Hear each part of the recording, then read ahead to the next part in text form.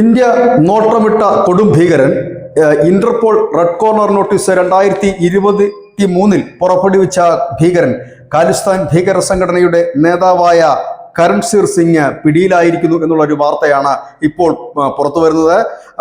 Babbar Khalsa international എന്ന് പറഞ്ഞുകൊണ്ടുള്ള ഒരു ഖാലിസ്ഥാൻ ഭീകര സംഘടനയുടെ നേതാവാണ്. കഴിഞ്ഞ കുറച്ചു നാളുകൾക്ക് മുമ്പ് പഞ്ചാബിലെ ഒരു police station rocket propyl grenade ഉപയോഗിച്ച് തകർക്കാൻ ശ്രമിച്ച കേസിലും ഇയാൾ പ്രതിയാണ്.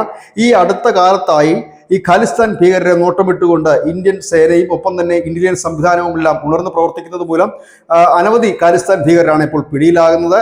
കഴിഞ്ഞ ദിവസം പ്രധാനമന്ത്രി നരേന്ദ്രമോദി ബ്രിട്ടനിലെത്തിയപ്പോൾ അവിടുത്തെ പ്രധാനമന്ത്രിയോട് ആവശ്യപ്പെട്ടതും നിങ്ങൾ ഖാലിസ്ഥാൻ ഭീകരരെ അടക്കി നിർത്തണം എന്നുള്ളതാണ്. കാരണം ഖാലിസ്ഥാൻ ഭീകരവാദികൾ ഇപ്പോൾ അല്പം ഒന്ന് ഒതുങ്ങിയിട്ടുണ്ട്. അത് ഓപ്പറേഷൻ സിന്ദൂറിന് ശേഷം പാകിസ്ഥാനിൽ നിന്നും മറ്റും സഹായം നിലച്ചതോടുകൂടിയാണ്.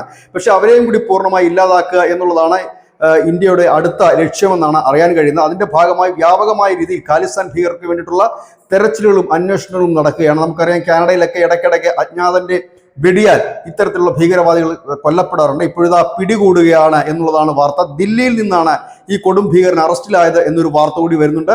ഏതായാലും അതിൽ കൂടുതൽ വിവരങ്ങൾ ലഭ്യമാകേണ്ടതായിട്ടുണ്ട്.